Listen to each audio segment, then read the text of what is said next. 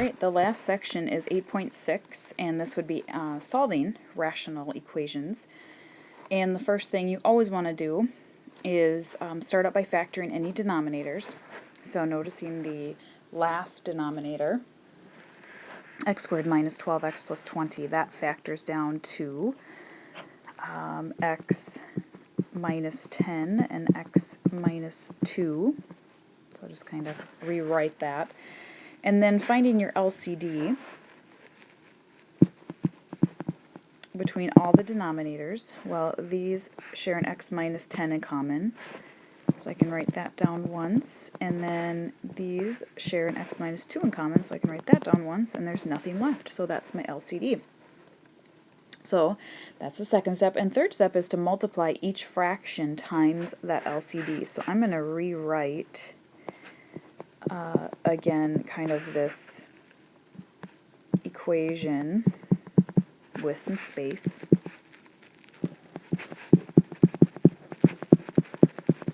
And I'm going to multiply each one. I'll use a different color here times the LCD. So if I take this times x minus 10 and x minus 2, x minus 10 and x minus 2, and x minus 10 and x minus 2, note that the x minus 10s cancel, x minus 2 cancels, x minus 10 and x minus 2 cancels.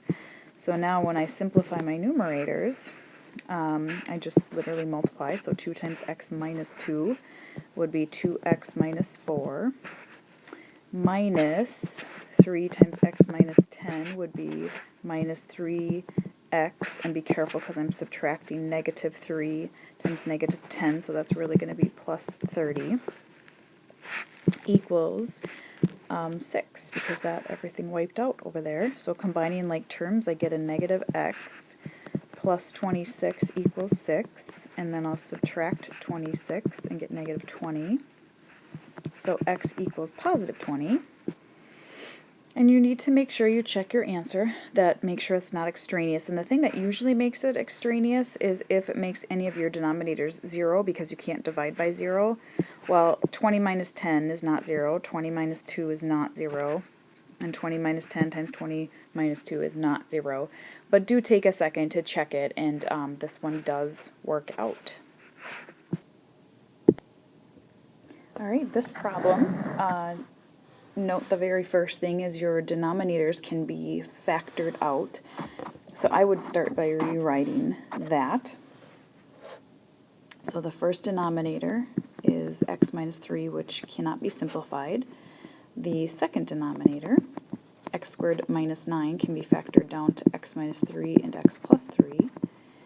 And the third denominator can't be factored out. So now, looking at the denominators all factored out, you can see that your lowest common denominator would be anything they share in common. So obviously these two denominators have an x minus 3 in common, so I write that down once. These two have an x plus 3 in common, and that's everything. So there's your LCD. So now, again, I'm going to write this out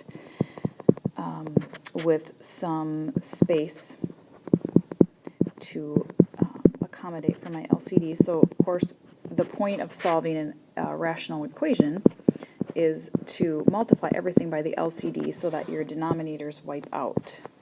So I'm going to go through here with a different color and just multiply everything, all three pieces, by the LCD.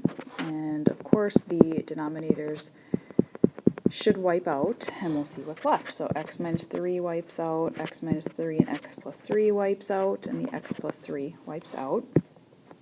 So then what's left with the first fraction is 6 times x plus 3. So if I distribute that through, that's going to be 6x plus 18, equals, here I have an 8x squared, and that's it.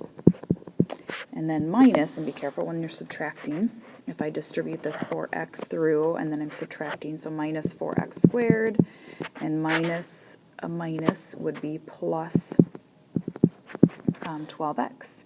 Then, of course, you probably notice you have a quadratic, so I'm going to get everything to one side.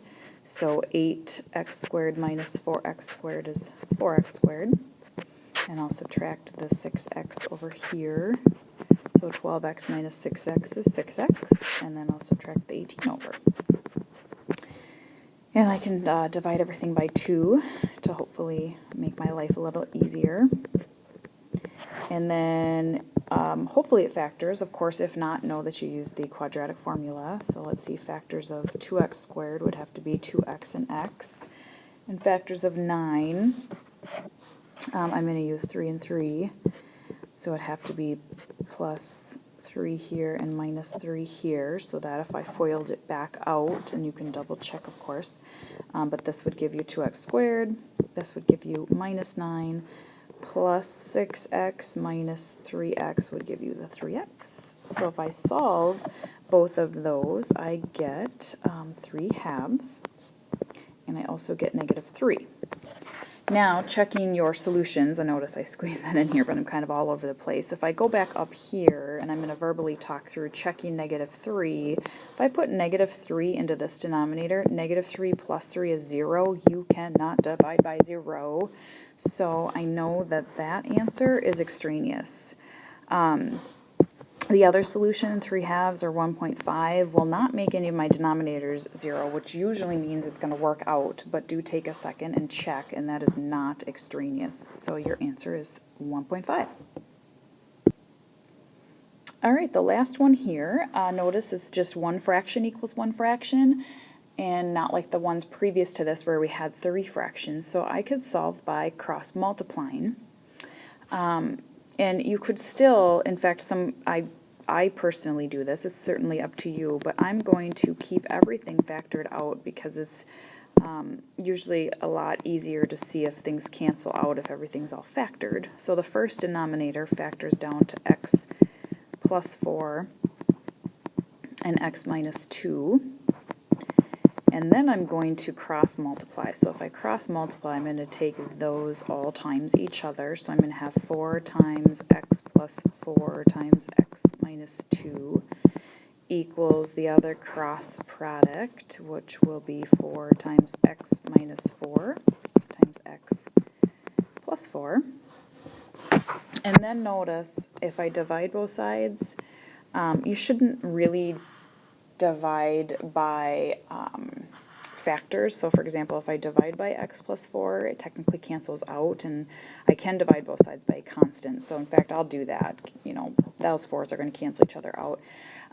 Sometimes, and most of the time, quite honestly, if you divide both sides by x plus 4, cancels out, you're going to be left with x minus 2 equals x minus 4.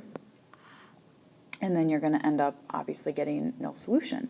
So I wouldn't, and sometimes that is true, okay, mind you, but what I'm going to do here is I'm going to factor this back out, even though I, you know, had, or excuse me, FOIL it back out, even though I had factored it. So if I FOIL that out, I get that. And if I FOIL this out, I get x squared minus 16. Now, again, note if I subtract x squared from both sides, that will cancel out. So I'm going to have 2x, and I'll add 8 over here with the 16 equals a negative 8. And then divide by 2, and I get negative 4. So now if I check that negative 4, that's going to make this denominator 0, and again, that's awful bad, bad, bad. So I really have no solution because the one answer I found didn't work out, and that can very well happen. Now if I go back up here just to kind of reiterate what I had done, had you not factored out all of this initially, and you divided both sides by the x plus 4, so technically they cancel each other out, then you really just have x minus 2, I'll squeeze that down here, equals x minus 4. Well, then when you subtract x from both sides, you don't have anything left to solve for, and you get no solution. And that's obviously a little bit quicker.